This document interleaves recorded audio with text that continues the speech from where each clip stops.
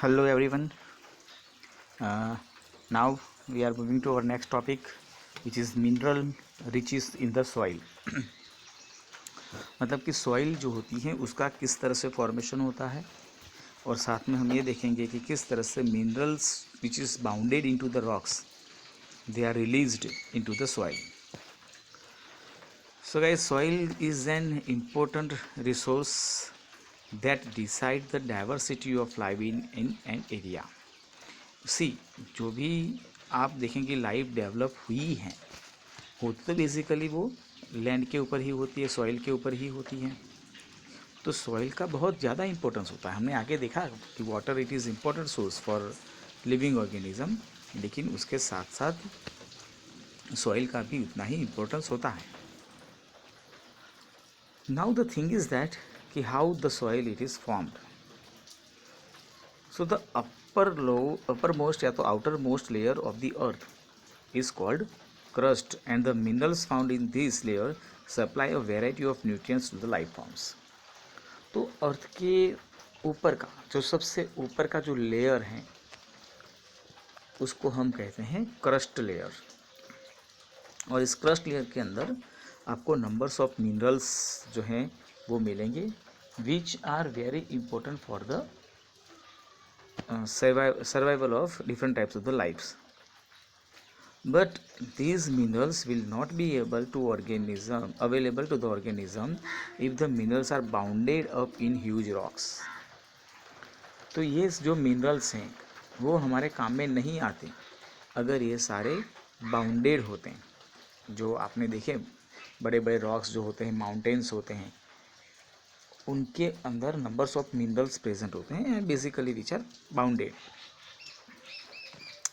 लेकिन वो बाउंडेड होते हैं तो हमारे काम में नहीं आएंगे.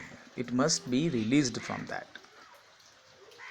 सो over long periods of times, thousands and the millions of years, the rocks at or near to the surface of the earth are broken down by various physical, chemical and some biological process.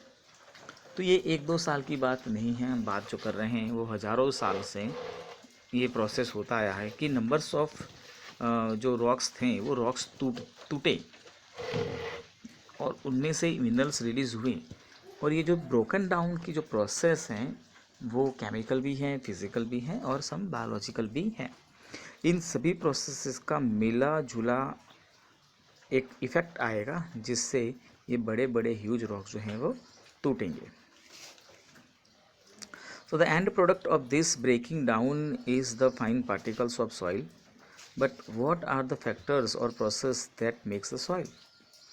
तो ये बड़े बड़े जो rocks हैं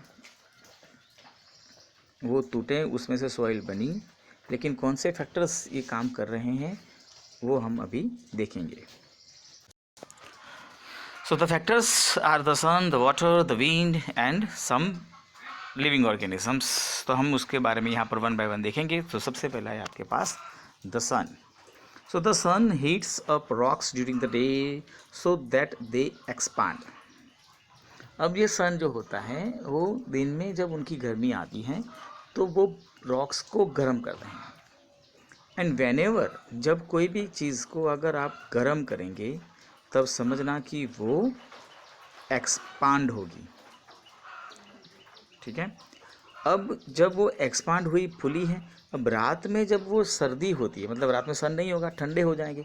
जब ठंडे हो जाएंगे तो फिर वो कॉन्ट्रैक्ट होंगे.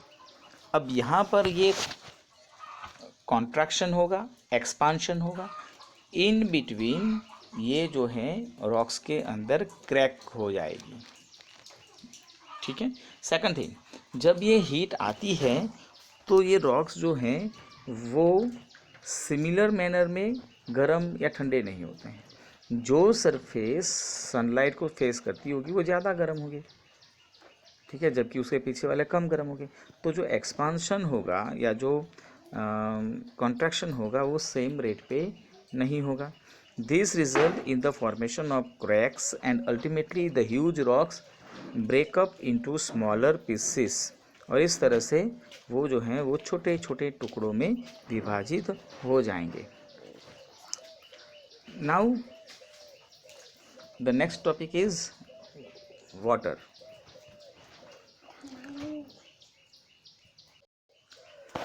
Water helps in the formation of the soil in two ways. Water can also help in this thing.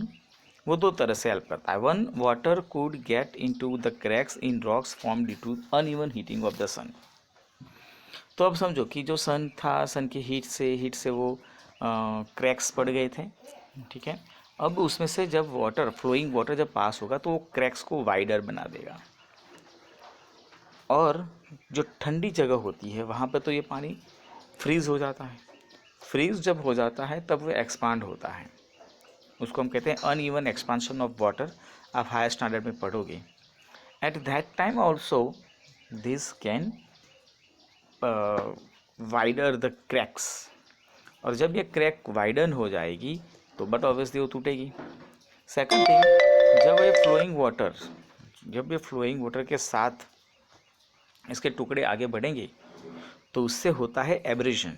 Abrasion का मतलब होता है कि फ्लोइंग वाटर जब ये रॉक्स को अपने साथ लेकर जाते हैं तो ये टुकड़े एक दूसरे से टकराते हैं और उस टाइम पे भी वो छोटे छोटे टुकड़ों में डिवाइड होते जाते हैं. So the fast flowing water often carries the big and small particles of rocks downstream, and due to the abrasion they are converted into powder form or smaller and smaller particles. So the water then takes these particles along with it and deposit it further down its path. So soil is thus found in place far away from its parent rock. तो इस तरह से ये जो soil होती है वो बनती जाएगी, लेकिन ऐसा नहीं है कि जहाँ पर रॉक्स होंगे वहीं पर वो बनेगी, क्योंकि वो बहते बहते पानी के साथ बहुत दूर तक चली जाती हैं और वहाँ पर इस आपको सॉइल का फॉर्मेशन होता हुआ दिखाई देगा. तो ये वाटर भी उसमें हेल्प करता है.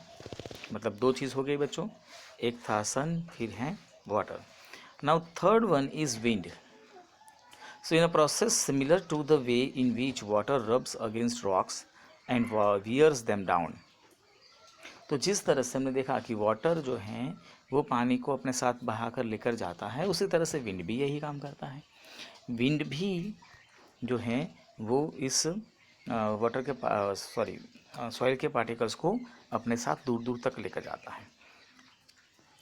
And strong wind also Erode rocks down. और स्ट्रॉन्ग विंड्स में तो इनका इरोजन भी होता है. इरोजन में क्या होगा बच्चों कि ये जो बड़े रॉक्स होंगे उसके ऊपर से पार्टिकल्स दूर दूर तक फैलते रहेंगे.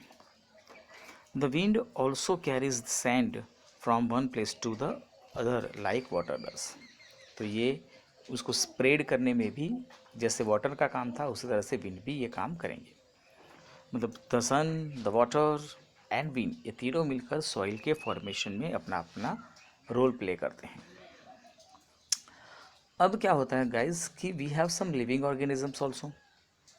दे can also help in to the soil formation. So living organism also influence the formation of the soil like the lichen that we read about earlier. अब आप लीचेंस जानते हैं, it is the symbiosis of algae and fungi. This also grows on the surface of the rocks. ये rocks के surface के ऊपर जब grow होती हैं, while growing they release certain substances that cause the rock surface to powder down and thin layer of soil will be formed. तो जब ये आप देखेंगे कि लाइकेंस या तो लिचेंस जैसे ये जब ऑर्गेनिज्म का ग्रो होता है रॉक्स के ऊपर, then this release some chemicals. और ये केमिकल्स जो हैं वो इस सॉइल को पाउडर फॉर्म में कन्वर्ट करने में हेल्प करते हैं. Then other small plants like moss are able to grow on the surface now and they cause the rocks to break up further. Moss आपने नाम शायद सुना हो, माउंटेन रीजन में या फॉरेस्ट रीजन में आपको ये मोस देखने को मिलेंगे. तो ये मोस जो होता है वो भी ग्रो होते हैं और वो भी इस तरह से रॉक्स को तोड़ते हैं. और जो बिग ट्रीज होते हैं sometimes go into the cracks in the rocks and as the roots grow bigger the crack is forced bigger. अब जब रूट्स का डेवलपमेंट होता है तो आप देखेंगे कि रूट्स जो होती हैं वो क्रैक्स को ढूंढ लेगी और क्रैक्स के अंदर से वो आगे बढ़ेगी। लेकिन जब वो क्रैक्स के अंदर से पास हो जाती हैं, फिर वो जब वो थिक होती हैं, बड़ी होती जाती हैं, grow bigger, then they produce some force on the cracks, और वो क्रैक्स को बड़ी कर देगी।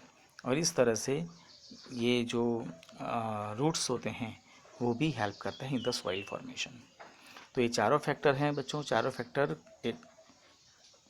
अपने अपने समय में अपना अपना रोल प्ले करेंगे। और आप देखेंगे कि ये जो रॉक्स थे वो रॉक्स जो है वो पाउडर फॉर्म में कन्वर्ट होते जाएंगे, और जब ये टूटेंगे तब जाकर उसमें से जो न्यूट्रिएंट्स होते हैं, जो मैंने कहा कि सॉइल के अंदर जो न्यूट्रिएंट्स आते हैं लेकिन वो आएंगे रॉक्स में से। तो रॉक्स के अंदर जो ये सारे मिनरल्स प्रेजेंट थे वो पाउडर फॉर्म में कन्वर्ट होकर सॉइल के अंदर मिक्स होते जाएंगे। तो इस तरह से अपनी सॉइल का फॉर्मेशन होता है। As you have seen, soil is a mixture. It contains small particles of rocks and it contains bit of decaying living organism which is called humus. अब सॉइल जो होता है वो मिक्सचर है, उसके अंदर नंबर्स ऑफ आपको पार्टिकल्स मिलेंगे, छोटे बड़े पार्टिकल्स होंगे, उसके अंदर लिविंग ऑर्गेनिजम्स होंगे, उनके अंदर मॉइस्चर होगा, बहुत कुछ होता है। और उसमें ये जो डेड और डिकेइंग मटेरियल जो होता है, कोई भी लिविंग ऑर्गेनिज्म की जब डेथ हो जाती है और जब वो डिके हो जाता है तो उसमें से जो न्यूट्रिएंट्स जो सॉइल के अंदर रिलीज होते हैं उसको हम कहते हैं humus. In addition soil also contains various forms of microscopic life.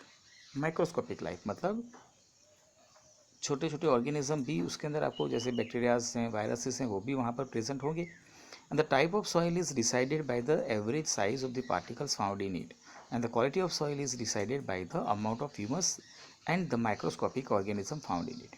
तो सॉइल की क्या उसकी जो क्वालिटी रहेगी, तो it is depends on the size of the particles. वो रॉक्स हैं या उसमें छोटे छोटे पेबल्स हैं, फाइन मिट्टी हैं, क्ले हैं, सैंड हैं, तो ये सब पार्टिकल्स के साइज़ के ऊपर, साथ में उसके अंदर जो माइक्रो ऑर्गेनिजम्स और ह्यूमस प्रेजेंट है वो भी डिसाइड करेगा कि सॉइल की क्या क्वालिटी रहेगी।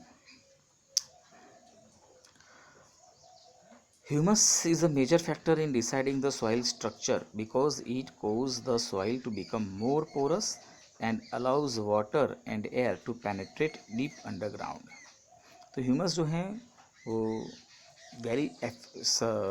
बहुत ज़्यादा ज़रूरी होता है। इट इज़ एफिशिएंटली और sufficiently required into the soil, because यही है जो आपकी सॉइल के स्ट्रक्चर को पोरस बनाता है, उसके अंदर एरेशन करता है, वाटर को डीप पेनिट्रेट होने में हेल्प करता है, और ये सारी कंडीशन हेल्पफुल होती हैं फॉर द ऑर्गेनिजम्स, अंदर रहने वाले के ऑर्गेनिज्म जो सॉइल को और फर्टाइल बनाएंगे। So the mineral nutrients that are found in a particular soil depends on rocks it was formed from. तो जो मिनरल न्यूट्रिएंट्स जो हैं जो उसके अंदर आपको देखने को मिलेंगे, मतलब कौन सा न्यूट्रिएंट ज़्यादा है, किसी में आयरन ज़्यादा होगा, किसी में कैल्शियम ज़्यादा होता है, तो ये डिपेंड्स होता है कि वो किस फॉर्म में से बने होंगे, मतलब किस रॉक्स में से बने होंगे। जितना ज़्यादा जो रॉक्स की प्रॉपर्टी रही होगी, रॉक्स के अंदर जो मिनरल्स रहे होंगे, वही मिनरल्स आपको उस सॉइल के अंदर दिखने को मिलेंगे।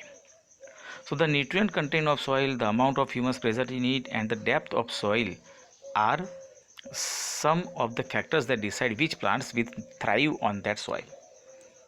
तो आप देखेंगे कि जो भी प्लांट वहाँ कहीं पर डेवलप हो रहे हैं तो डिपेंड्स होता है कि वहाँ पर उस सॉइल की क्या क्या प्रॉपर्टी है, उस सॉइल के अंदर ह्यूमस कितना ज़्यादा है, उस सॉइल के अंदर माइक्रो ऑर्गेनिज्म कैसे हैं, उस सॉइल के अंदर एरेशन कितना होगा, सॉफ्ट हैं, हार्ड हैं, क्लेई हैं, सैंडी हैं। ये सभी फैक्टर्स जो हैं वो डिसाइड करेंगे कि ये सॉइल कैसी होगी।